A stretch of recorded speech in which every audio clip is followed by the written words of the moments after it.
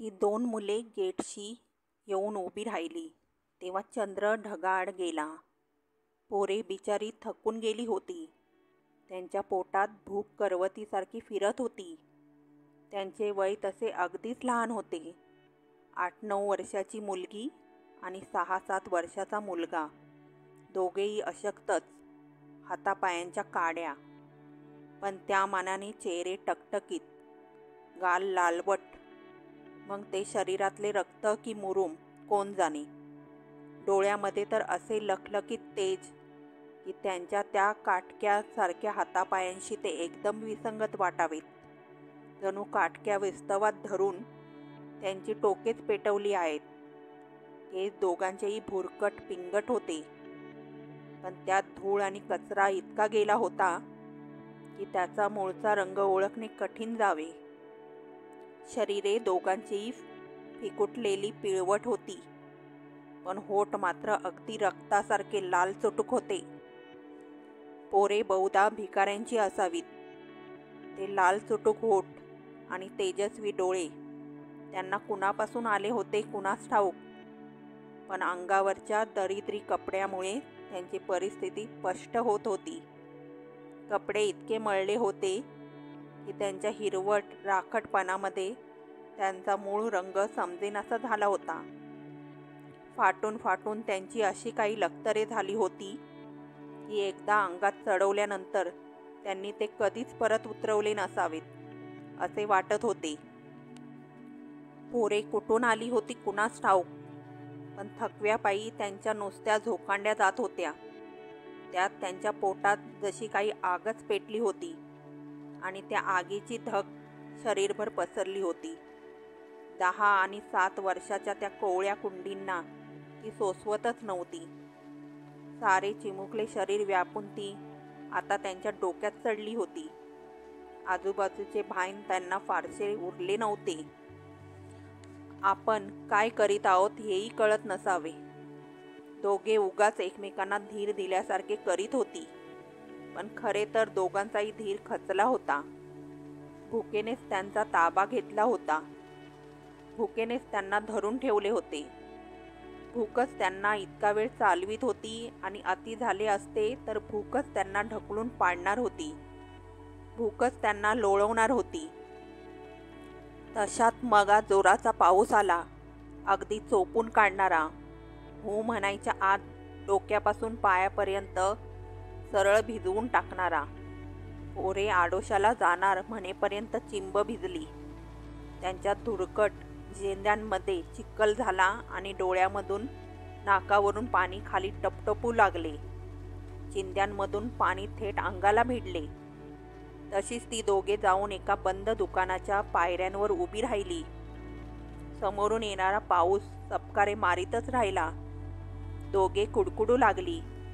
अंग थरथरू लागले. वाऱ्याचा झोक येऊन गेला की थंडी हाडकापर्यंत जायची, पण या थंडीने देखील भुकेची आग विझत नव्हती. शरीर जे तापल्यासारखे वाटत होते ते थंडावतच नव्हते. पाऊस थांबल्यासारखा वाटला की ती आडोशातून बाहेर येत पुन्हा सर येतेशी दिसली की बंद दुकानाचा आरसा शोधित. वेळ मध्यरात्रीची होती. रस्ते सगळे निर्मनुष्य झाले होते. सगळीकडची दारे बंद होती. एरवी मध्येच भुकणारी इवळणारी कुत्री देखील पावसाच्या माराने घाबरून चिडीचूप बसली होती. पाऊस थोडा थांबला तसे अधूनमधून थेंब थेंब पडत होते, पण आधीच भिजून चिंब झालेल्या त्या मुलांना त्या टपटपत्या थेंबाचे काय मोठेसे वाटणार. मुलीने अंगावरच्या चिंध्या एकदा पिळून टाकल्या. कपाळावरच्या ओल्या बटा मागे सारल्यासारखे केले आणि भावाचा हात धरून ती चालत राहिली. दोघांची ही अवस्था इतकी केविलवाणी झाली होती, पण कुणीच कुणाकडे तक्रार करीत नव्हते. दोघांमध्ये एक समजुतीचा धागा होता. जणू मनातल्या मनात ती एकमेकांना म्हणत होती, चालवत नाही, भयंकर भूक लागलीये, तहान लागलीये, आणि मनातूनच उत्तरं देत होती. आता थोडंच राहिलं, मिळेल काहीतरी खायला प्यायला. त्यांना हे बोलून दाखवावे लागत नव्हते. लागले असते तरी बोलण्याचे त्राण त्यांच्यात उरले नव्हते. आता या भागात वस्ती विरळ होती. घरे अंतरावर होती. बंगली वजा घरांचे आकार वेगवेगळे होते. खोक्यासारख्या माणसांनी गजबजलेल्या आडव्या तिडव्या पसरलेल्या चाळीपेक्षा हे जग निराळ होते. कुठे एखाद्या बंगल्यात एखाद दुसरे माणूस होते, तर कुठे संबंध बंगला नुसता कुलूप लावून बंदच करून ठेवलेला होता. एखाद्या बंगल्याचे छप्पर उतरते होते, त्यामुळे शिपतर झालेली हॅट घातलेल्या मुंडक्यासारखा तो दिसत होता. एखाद्याचा कपाळावरचा एकच डोळा लुकलुकत होता. एखादा चौकोनी बंगला बिनशिराच्या कंबथासारखा पाय छाटून उभा होता. एक दोन बैठी घरे कोळख्याखाली घोंगडी पांघरून बसली होती. कंपाऊंडमधली झाडे वाऱ्या पावसात सळसळून कुजबूज करीत होती. आता त्या संबंध रस्त्यावर त्या दोन मुलांशिवाय आणखी कुणीच नव्हते. म्युनिसिपाल्टीच्या एका फुटक्या मंद दिव्याचा पिवळट प्रकाश पडला होता, त्यामुळे काळोख अधिकच जाणवत होता. मध्यरात्र झाली होती आणि त्या निर्जन रस्त्यावरून वावरताना भीतीने छातीत धडधडणे स्वाभाविक होते. पण मुलांना पोटातल्या भुकेपायी आणि घशातल्या तहानेपायी भीती देखील वाटत नसावी असे म्हटले तरी ती अधूनमधून शहारत आणि एकमेकांना अगदी चिकटून चालू लागत. लटपटणारे पाय मध्येच साचलेल्या पाण्यात पडत, नाहीतर चिखलात रपरप वाजत तरी देखील रस्ता संपत नव्हता. सगळे आकाश ढगांनी भरून गेले होते, त्यामुळे काळोखात भर पडत होती. पण मध्ये ढगातून चंद्र बाहेर आला. ओला रस्ता चंद्रप्रकाशात चमचमू लागला. कुठल्या घराशी जावे याचा निर्णय पोरांना घेता येईना. कुठून हाकलले जाणार नाही, कोण जवळ करील, कोण भूक भागवील. ती दोघे आशंकेने उभी राहिली. मग एकमेकांशी न बोलताच त्यांचा निश्चय ठरला. रस्त्याच्या टोक्याशी असलेल्या एका घराकडे त्यांनी मोर्चा वळवला. घर एरवी बैठे होते, पण त्याला ठेंगणी माडी होती. सर्वत्र काळोख भरला होता. फक्त माडीवर एक दिवा जळत होता, त्यामुळे असेल कदाचित, पण घर कुणासाठी तरी दबा धरून जागत बसल्यासारखे वाटत होते. मुले बाहेरच्या गेटपाशी येऊन उभी राहिली तेव्हा चंद्र ढगाआड गेला. सर्वत्र काळोख पसरला आणि तो माडीवर जळणारा एकच दिवा अधिकच एकलकोंडा वाटू लागला. मुले डोळे ताणून ताणून पाहू लागली. माडीच्या खिडकीत त्यांना अधिक काहीच दिसेना. ती क्षणभर त्या लोखंडी गेटलाच गच्च धरून गोठवून उभी राहिली. गेट बंद होते, पण त्यांच्या वजनाने ते दार मागे गेले. कर असा आवाज झाला. त्या शांततेत तो आवाज इतका अकस्मात आला, इतका मोठा वाटला की पोरे दचकून जागच्या जागी उभी राहिली. कुणी तो ऐकला तर नसेल अशा विचारात, पण कुणी तो ऐकलाच होता. माडीच्या खिडकीत एका पुरुषाची आकृती येऊन उभी राहिली. कोण आहे? त्याने विचारले. मुले चुपचाप उभीच राहिली. त्यांच्या तोंडून शब्द फुटला नाही. त्याने पुन्हा विचारले, कोण आहे? मुलांनी उत्तर दिले नाही, पण मुलीच्या तोंडून एक कणल्यासारखा स्वर बाहेर पडला. आता चंद्र ढगाबाहेर आला. त्या प्रकाशात त्याला दिसले दोन मुले, अगदी लहान, काटकुळी, असहाय्यपणे दाराशी उभी, जणू आत घेण्यासाठी विनवीत असलेली. तो आत वळला. टेबलावरच्या विस्कीच्या ग्लासमधला एक घोट त्याने घेतला. पलीकडच्या कानोड्यात ठेवलेला टॉर्च त्याने उचलला. झपाझप उतरून तो खाली आला. टॉर्चचा प्रकाश फेकीत गेटपाशी गेला. त्याचे धिप्पाड शरीर, काळा कुळकुळीत रंग आणि वळलेल्या मिशा पाहून मुले थोडी दबल्यासारखी झाली. घाबरू नका, तो हसून म्हणाला. आत येऊ? मुलाने विचारले. या, तो म्हणाला. हळदिशी त्याने गेटची साखळी सोडली. कर आवाज करीत दार उघडलं. आम्हाला भयंकर भूक, मुलगा बोलू लागला, पण मुलीने त्याचा हात दाबला. चला वर चला, मी तुम्हाला खायला देतो. तो पुढे निघाला. मुले त्याच्या मागून दबकत दबकत चालली. मुख्य दरवाजातून ती आत गेली. दिवाणखाना काळोखातच होता, पण हंड्या झुमरे लावून केलेली त्याची सजावट काळोखातही जाणवत होती. मुलगा त्याच्या मागून चालत राहिला, पण मुलगी दारातच थबकली. पायाला चिखल, ती अस्पष्ट पुटपुटली, असू दे, सकाळी गडी साफ करील, तू ये तशीच. तो माणूस म्हणाला. मग तीही थांबली नाही. त्याच्या हातात टॉर्च होता, तेव्हा त्याच्या मागोमाग जाणे भागच होते. माडीवर पोहोचतात त्याने एका हिरवट रंगाच्या लाकडी दाराकडे बोट दाखवले. बाथरूम आहे, तो म्हणाला. हातपाय स्वच्छ धुवून या. ती दोघे गेली. नळ सोडून हातपाय खसाखस धुवू लागली. घरात तो आणि गडी दोघच होते. लहान मुले त्या घरात नव्हतीच. तेव्हा त्याने स्वतःचे 2 शर्ट काढले. 2 आतल्या पांढऱ्या चड्ड्या काढून ठेवल्या. मुले बाथरूममधून बाहेर येण्याची वाट पाहत तो टेबलापाशी जाऊन बसला.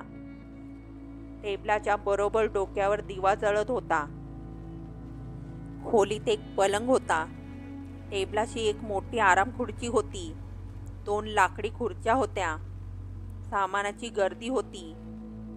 एका दिव्याचा प्रकाश तसा अपुराच होता. सारी खोली सावल्यांनी भरून गेली होती. दिवा हले तशा सावल्या स्वतःहून हल्ल्यासारख्या मागे पुढे होत. मुले बाथरूममधून बाहेर आली. त्याने एक मोठा टॉवेल कपाटातून काढून दिला आणि म्हटले, अंग पुसा आणि कपडे बदला.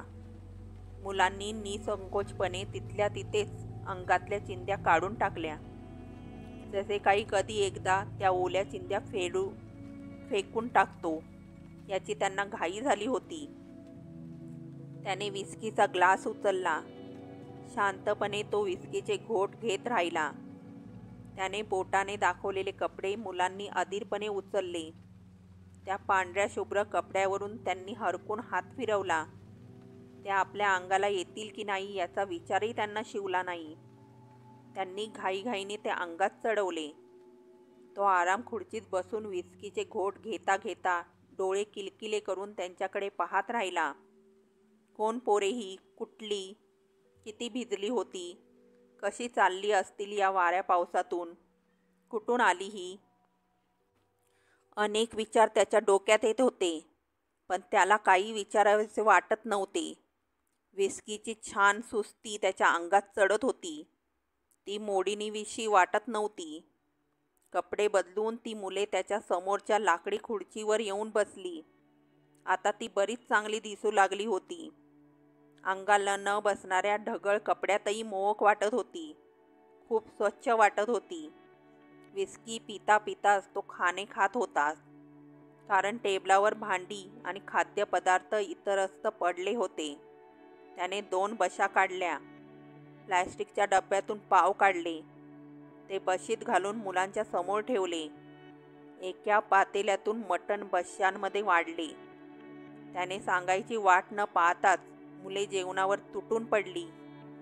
पलीकडच्या मडक्यातल्या पाण्याचे 2 ग्लास भरून त्याने त्या मुलांसमोर ठेवले आणि स्वतः विस्की पीत बसून राहिला. मुले अवाक्षरही न बोलता खात होती. मन लावून खात होती. अन्नाकडे एकटक बघत खात होती. त्यांच्या खाण्याचा मचमच आवाज येत होता. बोटांना लागलेले देखील चाटून साफ करीत ती खात होती. त्यांच्याकडे पाहत पाहत त्याने हलकेच विचारले, कुठून आलात? क्षणभर मुले काहीच बोलली नाहीत. मग मिटक्या मारीत मुलगी म्हणाली, आम्हाला घर नाही. म्हणजे? आम्ही फुटपाथवर राहतो. काही वेळ असाच गेला. कपाटावर ठेवलेल्या घड्याळाची टिकटिक ऐकू येत होती. त्या जेवणाऱ्या मुलांच्या खाण्याचा मचमच आवाज देखील स्पष्ट येत होता. तुम्हाला आई वडील नाहीत का? त्याने विचारले. नाहीत, आम्हाला कोणीच नाही, ती दोघे उत्तरली. तोंडात घास असल्यामुळे त्यांचे उत्तर स्पष्ट ऐकू आले नाही. लहान मुले. विस्कीच्या गुंगीत त्याच्या मनात विचार तरंगत होते. यांना कुणी नाही, माणूस नाही की घर नाही. निराधार, निष्पाप, भिजलेली, भुकेलेली. कशी जगत असतील. देखणी आहेत, पण उपासानं काय कळा आलीये. आणि उपास पडतच असणार. कोण खायला देणार यांना? यांना कुणी नाही. पोटापुरतं तरी कशी मिळवत असतील. नसतीलच मिळवत. किती दिवसांची उपाशी आहेत कोण जाणे. त्याने आणखी पाव काढले. 2 डाव मटण वाढले. बाटलीतून विस्की ओतून घेऊन स्वतःचा ग्लास भरला. मुले त्याच्याकडे बघत बघत खात होती. कोण आहे हा? चांगला दिसतो, दयाळू दिसतो. आपल्याला स्वच्छ कपडे दिले, खायला दिले, प्यायला दिले. फारशा चौकशा न करता इथे माडीवर घेऊन आला. चिखलाचे पाय तसेच असताना अंगातून पाणी टपकत होते. इतर ठिकाणी हिडीस करतात. बकोटं धरून घालवून देतात, मारतात. यानं तसं केलं नाही. जसे काही याचे पाहुणेच असल्याप्रमाणे यानं वागवलं. इतरांपेक्षा वेगळा दिसतो. याला मुलांचा लळा दिसतो. पण याच्या घरात मुलं कुठेच दिसत नाहीत. घरात मुलांचं चित्र देखील नाही. की म्हणूनच यानं आपल्याला आणलं? काही का असेना, हा माणूस चांगला आहे. त्या दोघांचे खाऊन झाले. इकडे झोपा आता, सकाळी जा, तो सुन्नपणे म्हणाला. त्याने एक जाजम अंथरले. त्यावर एक चादर पसरली. झोपा, तो म्हणाला. मुले मुकाट्याने चादरीवर पसरली. एकमेकांना बिलगून झोपली. तो काही वेळ तसाच बसून राहिला. पावसाची रिपरिप आता कमी झाली होती. चंद्र आभाळातून निवांत फिरत होता. खिडकीतून दिसणारा रस्ता प्रकाशात उजळत होता. अखेरीस तो आरामखुर्चीतून उठला. त्याने एकदा मुलांकडे पाहिले. तो सावकाश चालत माडी उतरून खाली आला. हॉलच्या एका कोपऱ्यात अर्धी चड्डी नेसलेला उघडा बंब देहाचा गडी पसरला होता. तो गड्याच्या जवळ गेला. त्याला गदागदा हलवीत म्हणाला, उठ लवकर, हत्यारं काढ, मुलं आली आहेत, 2 आहेत. गडी तयारीला लागतात तो पुन्हा वर येऊन बसला. मुलांची झोप स्वस्त नव्हती, ती चुळबुळत होती. गड्याने नाही म्हटले तरी चौकशा केल्याच होत्या. मालकाने उठ म्हणतात तो उठून बसला होता. त्याला तशी सवयच होती. रात्रीच्या कुठल्याही पहरी मालक जागे करायचा आणि म्हणायचा, उठ, मुलं आली आहेत. मालक तरी काय करणार? हा धंदाच असा विचित्र पडला. एवढी लहान मुलं काय वाटेवर पडलेली असतात. मिळतील तशी मिळवावी लागतात. गावोगावाहून पळवलेली मुलं रात्री बेरात्री गाड्या स्टेशनात येतात. त्यातून हा रस्ता आडबाजूचा, बंगली कोपऱ्यातली. इथे मुले आणून सोडायची म्हणजे तासाचे तास जातात. त्यातून असला उद्योग रात्री बेरात्रीच केलेला बरा. तरीसुद्धा तो नेहमी सावध असायचा. हो, प्रत्यक्ष काम होणार आपल्या हातून आणि मालक राहील नामानिराळा. आपल्या गळ्याला कधी फास लागेल याचा नेम नाही. म्हणून ह्या चौकशा कराव्याच लागतात. कुठनं मुलं आणली? नेहमीच्याच माणसानं आणली की दुसरीकडून आणली? त्या मुलांना आई बाप कुणी आहे? कुणी त्यांना ओळखेल का? कुणी त्यांच्यासमोर पोलिसात जाईल का? तपास सुरू होईल का? असे झाले तर भरली आपली. पण बहुतेक मुलांमागे हे झंझट नसायचेच. झोपडपट्टीतली मुलं, ती हरवली की आईवडिलांना सुटल्यासारखे वाटायचे. खेड्यापाड्यातली गरीब कामकऱ्यांची मुले, ती कुठली शहरात येऊन पोलीस तपास करणार? मालकही तसा हुशार होता. फारसा धोका पत्करत नसे. गोरगरिबांची पोरे मिळवी. त्यांना कोणी ओळखणे कठीण. त्यांचे हातपाय तोडण्यावर भागत असे. त्यांचे चेहरे ठसठसीत असत. त्यांची मात्र मागे पुढे ओळख पटू नये म्हणून चेहऱ्यावरच हत्यार चालवावे लागे. कुणाचा डोळा काढला जाई, कुणाचा होठ फाडला जाई. चेहरा विद्रूप करायचाही फायदा असे. ज्या शेठला ही मुले भीक मागण्यासाठी विकली जात त्याला विद्रूप मुले आवडत. भीक मागणाऱ्या मुलांचा एक तांडा त्याने बाळगला होता. त्याचे एक तंत्र होते. तो म्हणे, कधी कधी लोक भिवूनच भीक घालतात. विद्रूप चेहरे लोकांना भेडवतात. टळो एकदाची ही कटकट, म्हणून लोक पैसे घालतात. कसेही असो, आपल्याला काय करायचे आहे? मालक सांगेल त्या भागावर हत्यार चालवायचे, गुंगीचे औषध द्यायचे किंवा तो भाग बधीर करायचा आणि फाट दिशी शस्त्र चालवायचे. एखाद्या सर्जनाला लाजवील अशा शितापीने तो अडाणी गावठी गडी शस्त्र चालवायचा. हळूहळू कापत राहिले की दोघांनाही त्रास. त्यासाठी शस्त्रही धारेचे हवे. कुठे गंज उपयोगाचा नाही, नाहीतर सेप्टिकची लफडी नकोत. आजारपण परवडणारे नाही. हे सगळे हिशोब डोक्यात ठेवून हुशारीने काम करणारा तो गडी म्हणजे मालकाजवळील एक अमोल चीज होती. असला माणूस परत मिळाला नसता. त्यासाठी मालक त्याला त्याची हवी ती चैन पुरवायचा, त्याला बरोबरीच्या नात्याने वागवायचा. गड्याला हत्यारांना धार करायला, हत्यारे तापवायला सोडून मालक माडीवर येऊन बसला. गड्याच्या चौकशांना उत्तर देणे त्याला कठीण गेले नाही. विशेष काही नव्हतेच सांगण्यासारखे. आजचा मामला वेगळाच होता. यात कुणाचे कमिशन देखील नव्हते. उपकारच मानायचे तर पावसाचे मानायला हवेत. पावसानेच या मुलांना आसऱ्यासाठी नेमक्या आपल्या घरात आणून सोडले. यातून त्यांच्या घराचा, आईबापांचा ठाव ठिकाणा नाही. म्हणजे अक्षरशः आपल्या पायांनी चालत आलेली संधी. आता पोरे जरा नाकी डोळी नीटस आहेत हे खरे, पण चेहऱ्यावर एक प्रकारचा दीनवाणेपणा आहे. कुणीही पाहिल्याबरोबर भीक घालील. शेठला ही मुलं नक्की आवडतील. असली देखणी म्हणून काय झाले? एकाचा एक डोळा काढावा, दुसऱ्याच्या नाकाचा शेंडा थोडा कापावा तर बरे होईल. त्यांचे ते लालचुटूक होठ, त्याचे काहीतरी करता येईल. दोघांपैकी डोळा कुणाचा आणि होठ कुणाचा? तो विचारात गुंगून गेला. विचार करायला सोपे जाऊ म्हणून त्याने आणखी विस्की ओतून घेतली. मालक जागेवरून उठला. त्याने हलक्या आवाजात गड्याला सूचना दिल्या. आपलाच विस्कीचा ग्लास त्याच्यापुढे केला.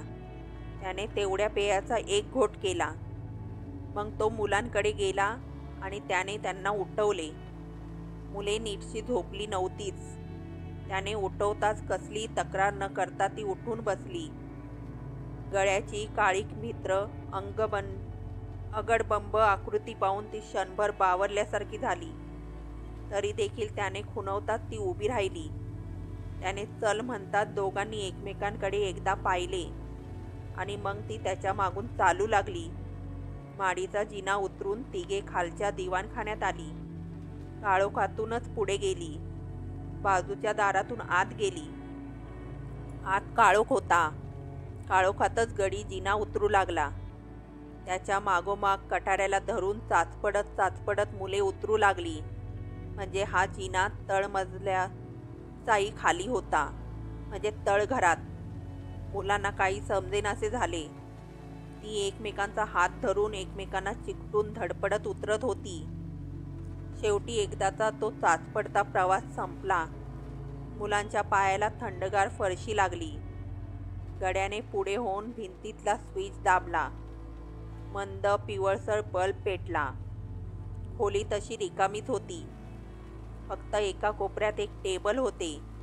त्याला कड्या लावलेल्या होत्या. त्या कड्यांमधून कापडी पट्टे लावलेले होते. जवळच इंजेक्शनच्या सुया एका ट्रेमध्ये होत्या आणि त्याच्या शेजारी एका पत्र्याच्या ट्रेमध्ये छोटी छोटी लखलखती धारदार शस्त्रे होती. तो विचारात आणि नशेत गुंग होता. ही दोन मुले म्हणजे शुद्ध फायदा होता. आजवर असल्या धंद्यामधून एक हॉटेल आणि एक दारूचे दुकान त्याने उघडले होते. हॉटेलच्या फॅमिली रूम्स गरजू गिरायकांना देऊन आणि दारूच्या दुकानात आतल्या बाजूला प्यायची सोय करून चिक्कार फायदा त्याने उकळला होता. ही त्याची साईड लाईन होती. सुरुवातीला तो नुसती मुले पुरवी आणि मधले कमिशर घेई. पण हातपाय तोडलेली, भीक मागायला रेडी मुले दिली तर अधिक पैसा मिळतो हे त्याच्या नंतर लक्षात आले. तेव्हा त्याने ती व्यवस्था केली. तो तंद्रीत असतानाच त्याला एक अस्पष्ट किंकाळी ऐकू आली. आज गुंगी नीट दिलेली नाही की काय, त्याच्या मनात विचार आला. एनिवे 5-10 मिनिटात तो खाली जाऊन काम कुठवर आले हे पाहणारच होता. ग्लास संपून तो खाली गेला. आता खाली सगळे सामसूम होते. पोरे एव्हाना बेशुद्ध होऊन पडली असतील. गडी हातारे स्वच्छ करीत असेल. बिचारी पोरे. कुठून त्यांना आज इकडे येण्याची दुर्बुद्धी झाली आणि क्वचितच मनात येणारा दयेचा विचार आज त्याला सुचला. आपल्याला दारू जास्त झाली आहे याची त्याला खात्री पटली. जिन्याच्या तळाशी तो आला. मात्र जे दिसले ते पाहून तो जागच्या जागी गारठून गेला. मुलांचे बेशुद्ध देह कुठेच दिसत नव्हते. मात्र गड्याचा मृतदेह जमिनीवर पसरला होता. त्याचा गळा कुणीतरी दातांनी चावून फोडला होता आणि त्यातून रक्त भळाभळा वाहत होते. मुलांची चाऊल कुठेच नव्हती, पण ती जवळपासच कुठेतरी दबा धरून बसली असणार याची त्याला खात्री होती.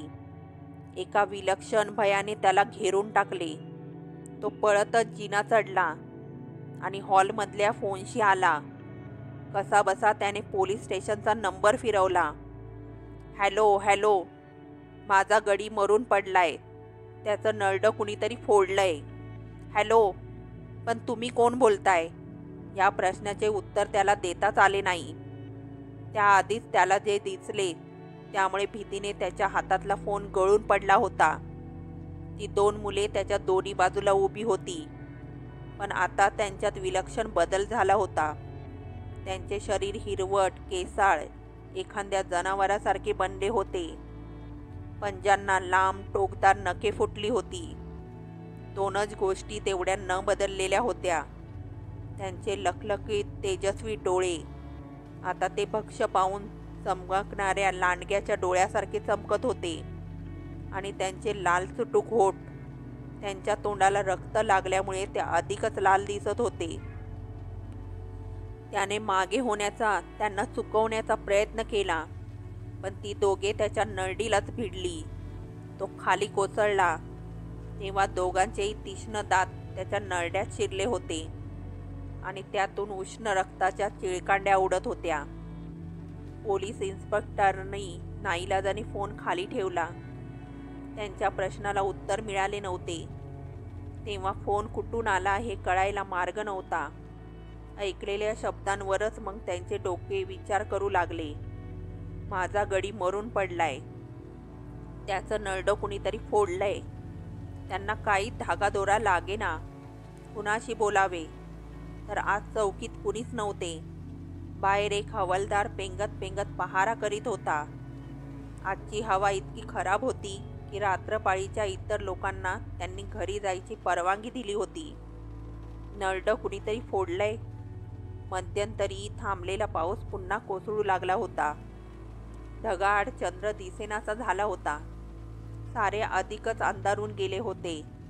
इन्स्पेक्टर विचार करीत बसले, पण त्यांना काही सुचेना. थोडा वेळ त्यांनी कामे करण्यात घालवला. काम करता करताच एकाएकी त्यांना आठवण झाली. 4 दिवसापूर्वीच एक सर्क्युलर आले होते. अलीकडे ह्या भागात रहस्यमय खून होत आहेत. एखाद्या प्राण्यानं हल्ला करून नरडी फोडावी तसे खुनाचे स्वरूप दिसते. हा प्राणी कसा असावा हे अजूनही निश्चित करता येत नाही. निरनिराळी रूपे धारण करून माणसांचे रक्त पिणारी पिशाचे ही कृत्ये करतात असा इथल्या लोकांचा समज आहे, पण तो चुकीचा असावा. या संबंधात अधिक माहिती मिळाल्यास ती ताबडतोब वर कळवणे. पिशाच म्हणे. इन्स्पेक्टर स्वतःशी उद्गारले. बाकी आजचा हा मर्डर फोनवरती रिपोर्ट करायला हवा. आणि एकदम त्यांच्या अंगातून भीतीची शिरशिरी गेली. आपल्याला असे का व्हावे त्यांना कळेना. पोलीस स्टेशनवर रात्री एकटेच काय ते पहिल्यानेच थांबत होते. विचार करता करता दचकून त्यांनी वर पाहिले. दारात 2 लहान मुले उभी होती. त्यांच्या अंगावरच्या चिंध्या भिजून चिंब झाल्या होत्या. मुद्रेवर केविलवाना असहाय्य भाव दिसत होता. फक्त डोळे विलक्षण तेजस्वी होते. होठ रक्तासारखे लाल चुटूक होते. बिचारी पावसात भिजलेली निराधार मुले. इन्स्पेक्टर मनात कळवळले. आत येऊ का, ती विचारत होती.